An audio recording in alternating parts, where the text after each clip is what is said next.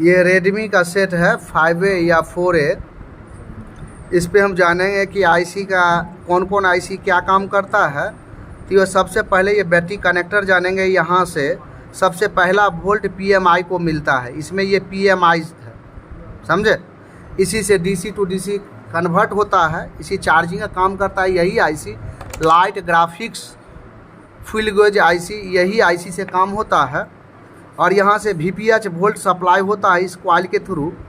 ये boost coil के लिए बूस्ट, लाइट आईसी के लिए बूस्ट का काम करता है। और यहाँ पे भी बेस लाइन का वोल्टेज आता है और ये PMI है। और VPH वोल्ट यहाँ से PFO के लिए 4G आईसी के लिए VPH वोल्ट यहीं से इस कॉइल के थ्रू जाता है इसमें। तो ये 4G आईसी है जो लंबा आईसी देख रहे हैं। 4G में एक तरफ VPH वोल्ट 4.2 और एक तरफ 1.8 एनेबल सिग्नल, या उसको हम लोग रीसेट वोल्ट भी बोलते हैं, यहाँ पे आता है। तो ये आईसी ऑन होता है। ये 2G 3G PFO है। यहाँ पर VPH वोल्ट आता है और यहाँ पर 1.8 का वोल्ट आकर के इसको ऑन करता है।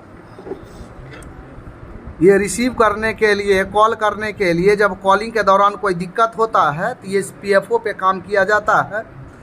और ये RFIC है। ये कौन सा आईसी है? RFIC है। RFIC का काम होता है AF सिग्नल को RF सिग्नल में चेंज कर देना, और ये दोनों कैरियर सिग्नल बना करके बाई एंटीना से जुड़ करके बात करवाता है, या कहीं से कहीं हम डाटा ट्रांसफ़र या जो भी चीज़ करते हैं तो ये दोनों का काम है रिसीविंग और ट्रांसमिटिंग का। रिसीव करने का काम इसी का होता है। और ये RFIC यहाँ पर 1.8 यहाँ पर 1 वोल्ट की सप्लाई होना चाहिए, जो कि PMIC से, जो इस तरफ आईसी लगा हुआ है PM, यहाँ से वोल्टेज RFIC पर 1 वोल्ट और 1.8 वोल्ट की सप्लाई आता है। अगर 1.8 वोल्ट की सप्लाई नहीं आता है या 1 वोल्ट नहीं आता है तो PMIC को रिवॉल्व किया जाता है। अगर यहाँ पर ये दोनों वोल्ट बन रहा है और फिर भी आईसी काम नहीं करता है, तब ये आईसी को चेंज किया जाता है। जब नो सर्विस में सेट चला जाता है, जब NEI number, area code number नहीं आए, बेसबैंड नंबर नहीं आए, तब हम सॉफ्टवेयर से दिखाते हैं। जब वो दोनों ओके है और फिर भी नो सर्विस में है, तब ये RFIC को चेंज किया जाता है। और पहले के सेट में RF क्रिस्टल लगा होता है, RF क्रिस्टल चेंज किया जाता था ये नो सर्विस के दौरान, समझ रहे। यहाँ पर देख रहे हैं ये ब्लूटूथ, वाईफाई, FM, ये सब आईसी, ये ब्लूटूथ FM आईसी है इसके अंदर। और यहीं पे लोकेशन देख रहे हैं हम लोग, लोकेशन के लिए कहाँ पे है लोकेशन, उसके लिए आईसी लगाया गया है। और यहाँ पे हम लोग देखेंगे, यहाँ माइक लगा, डिजिटल माइक इसी को बोला गया। ये बैक कैमरा है और ये डिस्प्ले जैक है। ये सेकेंडरी बोर्ड, सब बोर्ड से जोड़ने का जैक है। ये बैटरी कनेक्टर है। ये एंटीना स्विच है। ये एंटीना टिप्स है। यहाँ हेडफोन जैक लगा हुआ है। यहाँ फ्लैश है यहाँ लगा हुआ।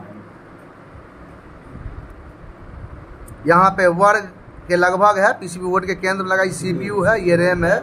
और ये यही PMIC है। ये logic IC, power IC, PMIC, secondary PMIC इसी का नाम। ये ऑन से ऑफ तक का पूरा, और CPU रैम को चलाने का काम इसी का जिम्मेवारी। CPU रैम पे और बक सप्लाई ना हो या LDO सप्लाई ना हो तो इस आईसी को चेंज करने से प्रॉब्लम सॉल्व हो जाएगा। यहाँ पर क्लॉक क्रिस्टल लगाया गया। क्लॉक क्रिस्टल खराबी से ब्लिंक करना और स्लीप मोड में सेट ऑफ हो जाना, इससे ये फॉल्ट होता है। और क्लॉक क्रिस्टल का काम होता है जब कब कॉलिंग आया, कब कॉलिंग गया, टाइमिंग का मेजरमेंट करना, ये सारा काम ये क्लॉक क्रिस्टल का ही होता है। ये ख़राब होने से सेट का टाइमिंग गड़बड़ा जाएगा, टाइम सही नहीं देगा, सेट डेड हो जाएगा, समझ रहे। इससे खराबी से नेटवर्क फॉल्ट भी आता है, समझ रहे। और यहाँ बक लगाइए, कोई एक कवर जाए तो सेट डेड हो जाएगा। ये ऑडियो आईसी, कौन सा आईसी है? Audio IC. कैसे पहचाने? डबल फ्यूज, ध्यान देना, डबल फ्यूज यहाँ पे लगा है या डबल कॉइल लगा हुआ है, समझ रहे। इसे पहचानेंगे। ये क्या है? सिम जैक, सिम 1 और सिम 2 लगा हुआ, और इसमें मेमोरी कार्ड भी लगा हुआ। ये फ्रंट कैमरा है, ये जैक के लिए, सेंसर के लिए, लाइट सेंसर, मोशन सेंसर के लिए जैक है।